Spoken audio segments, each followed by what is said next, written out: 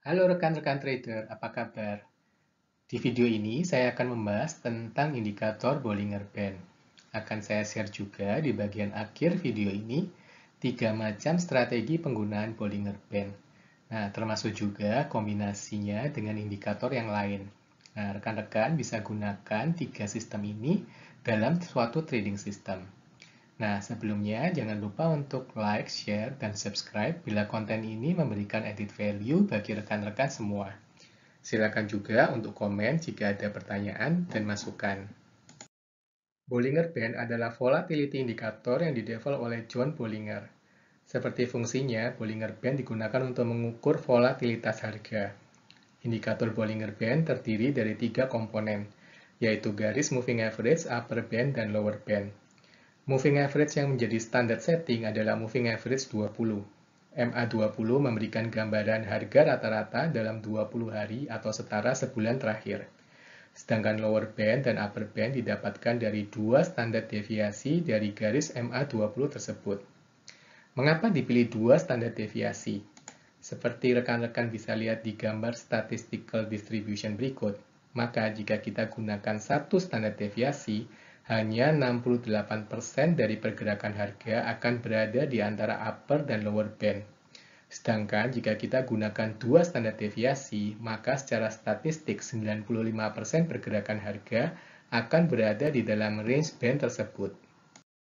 Di chart Astra Internasional ini, garis MA20 yang di tengah band ditandai dengan garis merah, sedangkan upper band dan lower band berwarna biru. Nah, pada dasarnya Bollinger Band memberikan ukuran seberapa aktif atau pasif pergerakan suatu saham. Saat pergerakan saham tersebut kurang aktif, maka volatilitasnya akan berkurang. Hal ini akan mengakibatkan band akan menyempit. Dan sebaliknya, saat suatu saham bergerak sangat aktif, maka volatilitasnya akan bertambah. Hal ini mengakibatkan band akan membesar. Nah, banyak trader percaya jika harga mendekati upper band, maka memberikan sinyal overbought, dan kemungkinan harga akan turun. Sebaliknya, semakin dekat harga dengan garis lower band memberikan sinyal oversold, dan memberikan kemungkinan harga akan memantul naik. Ada beberapa macam teknik yang umum digunakan dalam Bollinger Band. 2 di antaranya adalah Bollinger Bounce dan Bollinger Squeeze. Dalam strategi Bollinger Squeeze, umumnya saya mengkombinasikan dengan simple support dan resistance. Rekan-rekan bisa mempelajari trading teknik dengan support dan resistance ini di video saya yang lain. Nah, strategi yang ketiga adalah dengan kombinasi Bollinger Band dengan momentum indikator seperti Relative Strength Index. Rekan-rekan bisa juga melihat video saya tentang indikator RSI di link berikut. Strategi Bollinger Bands bisa digunakan karena kecenderungan harga untuk kembali ke tengah-tengah band. Namun, rekan-rekan perlu menggunakan teknik ini di saat yang tepat. Nah, saat yang tepat adalah saat market sedang sideways atau berkonsolidasi. Kondisi ini adalah saat market tidak sedang trending naik atau trending turun. Mengapa demikian? Karena saat market sedang trending, maka harga akan bisa tetap di dekat lower band ataupun dekat upper band dalam waktu yang lama tanpa memantul. Pada umumnya, beberapa trader biasanya menunggu harga untuk memantul terlebih dahulu dari lower band sebelum membeli, dan menjual saat harga sudah terbukti memantul turun dari upper band. Di chart Astra yang sama, kita bisa amati di kotak merah sedang berkonsolidasi. Harga bergerak dalam range di dalam kotak. Nah, kita bisa gunakan strategi Bollinger Bands ini dengan membeli saat harga memantul dari lower band dan menjual saat harga di dekat upper band. Mengapa strategi ini hanya baik saat market sedang konsolidasi? Nah, rekan-rekan bisa perhatikan, karena saat market sedang trending, baik itu turun maupun naik, maka harga bisa berada di dekat upper band maupun lower band dan tidak memantul sama sekali.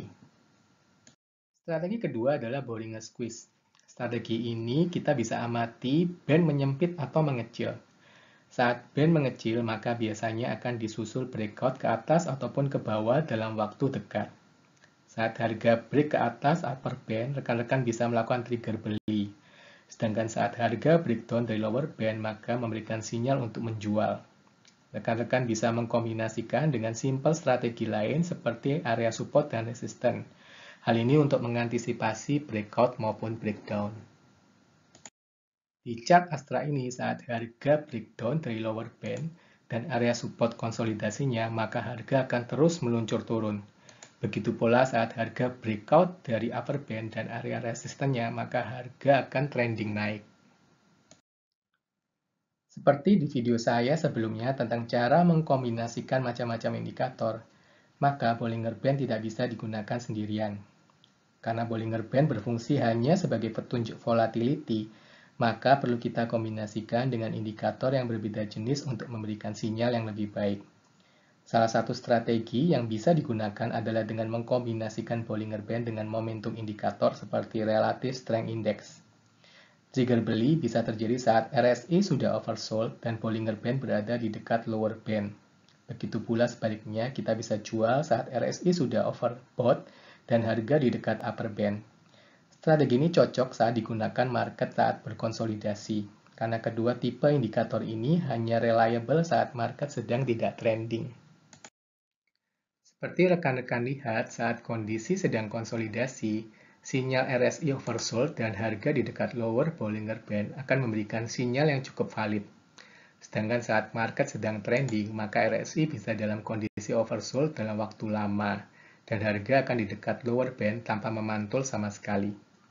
Maka dari itu penting bagi kita untuk mengetahui kondisi yang cocok dalam memakai indikator, karena tidak ada indikator satupun yang selalu reliable di semua kondisi market. Nah, demikian rekan-rekan trader, semoga video ini dapat berguna bagi rekan-rekan semua. Dan sampai jumpa di video yang lain.